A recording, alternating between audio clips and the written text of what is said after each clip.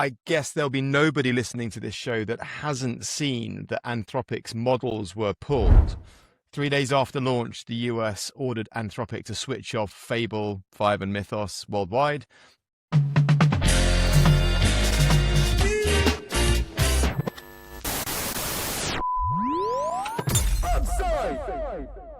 On national security grounds after a jailbreak enabling serious cyber capability. The order targeted foreign nationals, but the model went dark for everybody. Anthropic is still fighting. They were in the room with Trump and the leadership team, which we'll talk about later. But as we know, the Trump administration is not a massive fan of Dario and Anthropic.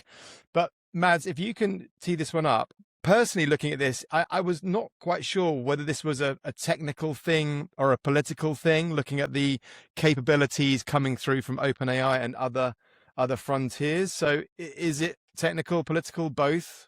How do you think about this one?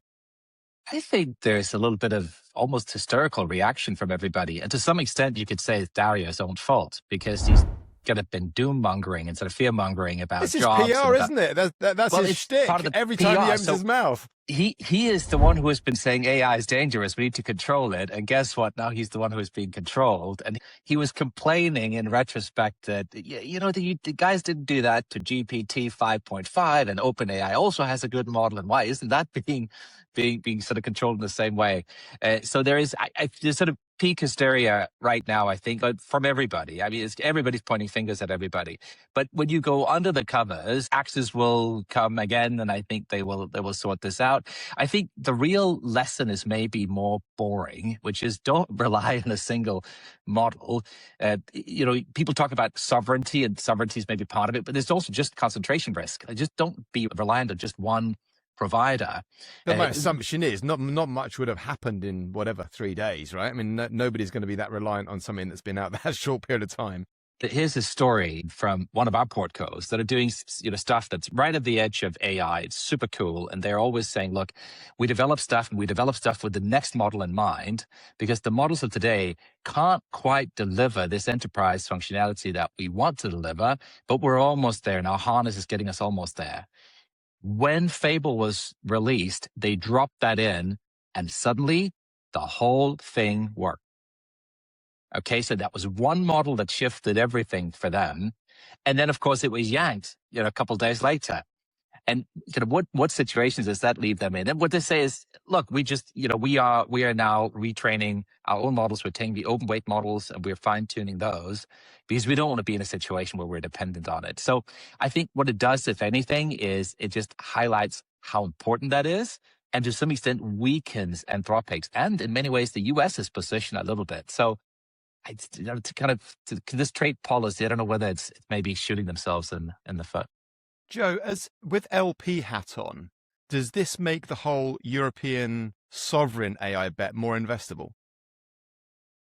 Absolutely. Yeah. I mean, I'm with you on all of this, that systems get fragile when you have single points of failure, right? That's just a general thing in software, but also, I mean, we have one strait in the world that affects the whole energy market, right? That's a very fragile energy supply chain when you think about it. And the globalization over the last decades has led to fairly fragile systems. So I think this trend to what we're all talking about now, tech sovereignty, is really a move back to redundancy built into systems and so on. And that plays right into the hands of your portfolios, our portfolios. If you're sitting in Europe, you're a large corporate, you're a government, whatever, and you want a European solution, you're going to look to the technology companies building those solutions. So it's in a way, it's an amazing, you might even go so far as to say it's a gift to the technology builders of Europe, right? And we certainly see in our portfolio companies moving faster and the customer base moving faster. So if you were selling into government, or maybe the extreme is the defense side, right? Extremely long procurement processes that go for years. And all of a sudden there's an urgency to that that's turned years into months. And that's happened very, very quickly. And you see it only when you talk to the salespeople within these startups. So yeah, I believe that this is very positive for European tech companies. We're seeing the effects of it already, and I think it's got some years to run, which means place your chips now, make your bets in Europe, because I think, I'm always optimistic about European tech, but I think even more now with a burning platform to put solutions in place.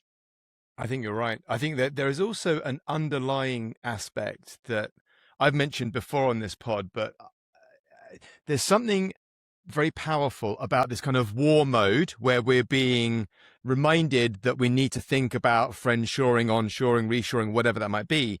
But there is also this underlying aspect where many of the people in government, in procurement, in business learn to type on glass and are technically capable.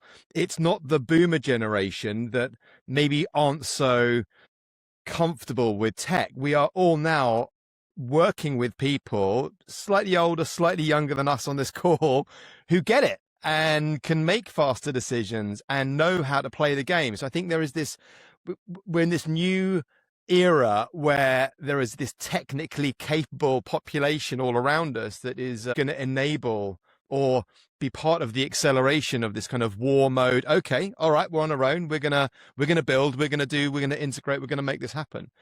Well, maybe that's a fundamental that's driving faster adoption. But I would also say that the normal rules apply, right? Companies have to build really strong solutions. It's not good enough to have a solution. You have to have a really great solution, as always. And so the customer reacting is great, but you have to also be there with a great bit of software, a great service, whatever. It reminds me, I was last week at Superventure in Berlin, and there was a new day, a new format, dedicated day to tech sovereignty. It was a new thing they tried. Yeah. So that it's gotten to be that big a topic that it needs its own day.